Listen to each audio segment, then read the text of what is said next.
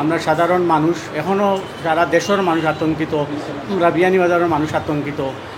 আমরা জাতীয়তাবাদী পরিবারের পক্ষ থেকে আমরা পরবর্তী করণীয় কিতা সেই উদ্দেশ্যে আপনার কোয়াল লাগিয়া আমরা আপনার ডাকছি। আমরা এক এক করে আমরা নেতৃবৃন্দ আসেন উপজেলা পৌরত আপনার হইবা, আপনার একটু মনোযোগ দেওয়া শুনবা। বিয়ানীবাজার উপজেলার সর্বশ্রেণীর জনসাধারণকে জানাইতে চাচ্ছি যে উপজেলা বিএনপি পরিবারের পক্ষ থেকে আপনারা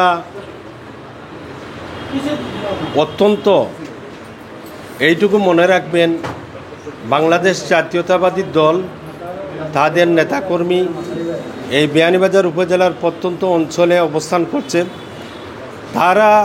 তাদেরকে তো আমরা দলীয়ভাবে আগেই মেসেজ দিয়েছি এবং আপনাদের মাধ্যমেও মেসেজ দলীয় নেতাকর্মী সাধারণ সমর্থক তাদেরকে মেসেজ দিচ্ছি এবং বিয়ানীবাজারবাসীকেও মেসেজ দিচ্ছি যে বিয়ানীবাজার একটি আলাদা উপজেলা।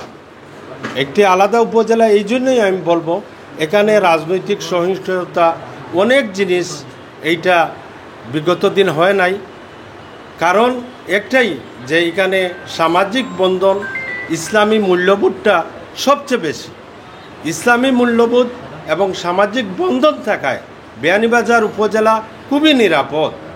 আমি আশা করব আপনাদের মাধ্যমে যে বিয়ানীবাজারের প্রত্যন্ত অঞ্চলের মানুষ যেন নির্দ্বিধায় তার অবস্থানে থাকতে পারে এবং বিশেষ করে আমাদের হিন্দু সম্প্রদায়ের যে ভাই বোনেরা আছেন, ওনাদের মন্দির আছে, এইগুলা বিএনপি সব নেতাকর্মীর দায়িত্ব হলো যে এইগুলা পহারা দিয়ে রাখা, যাতে অন্য কোনো কুচক্রী মহল এই মন্দিরে আঘাত করতে না পারে, ধর্মীয় কোনো গির্জায় আঘাত না করতে পারে। এইগুলা আপনারা দেখে রাখবেন।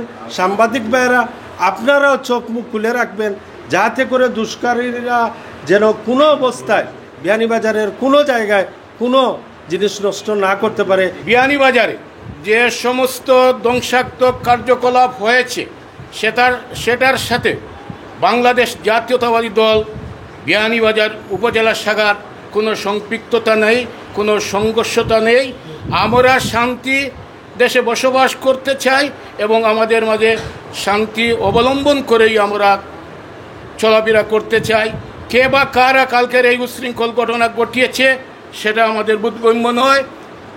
প্রশাসনে আক্রমণ করেছে বা বিভিন্ন জায়গায় আক্রমণ করেছে, দেশের সম্পদ নষ্ট করা, আমার জাতীয় সম্পদ নষ্ট করা, সেটা বিএনপির কোনো লক্ষ্য নয়, বিএনপির কোনো উদ্দেশ্য নয়। প্রিয় ভাইয়েরা, আপনাদের কাছে আমার অনুরোধ, আপনারা জাতীয় সম্পদ নষ্ট করবেন না। সেই সম্পদ আপনার আমাদের বাংলাদেশের সকলে, কারণ সম্পদটা আমরা ধ্বংস করলে আবারও আমাদের ট্যাক্সে সেই সম্পদ গঠন করা হবে।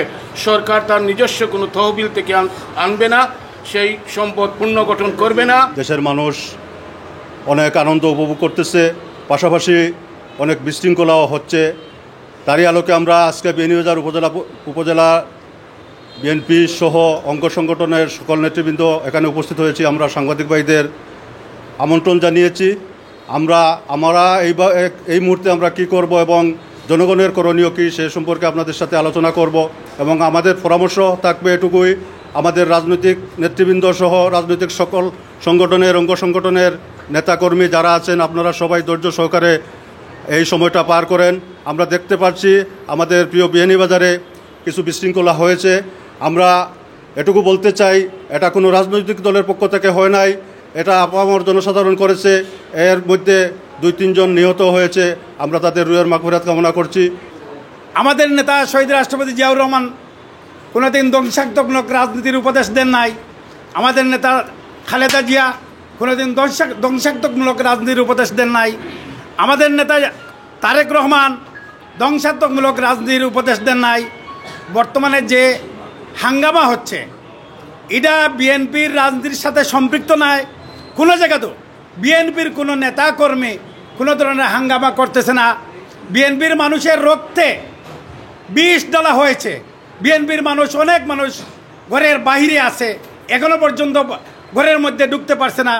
এরপরেও আমরা প্রত্যেক নেতাকর্মীকে অনুরোধ করছি এবং এখনও করে যাচ্ছি যে আমরা যেন এদেশের সম্পদ নষ্ট না হয়, সরকারি কোনো সম্পদগুলো নষ্ট না হয়। কারণ বিগত সরকারে আমাদের রক্ত চুষে খেয়েছে, বিগত সরকারে আমাদের মা বোন জান মাল সবত ইজ্জত লুণ্ঠন করেছে।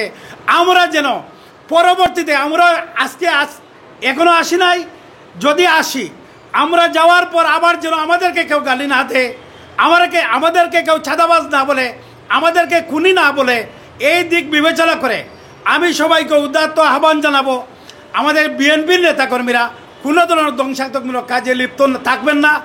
এবং আগামীতে কীভাবে দেশ চলবে না চলবে আমাদের নেতা তারেক রহমান আমাদেরকে উপদেশ দিবেন।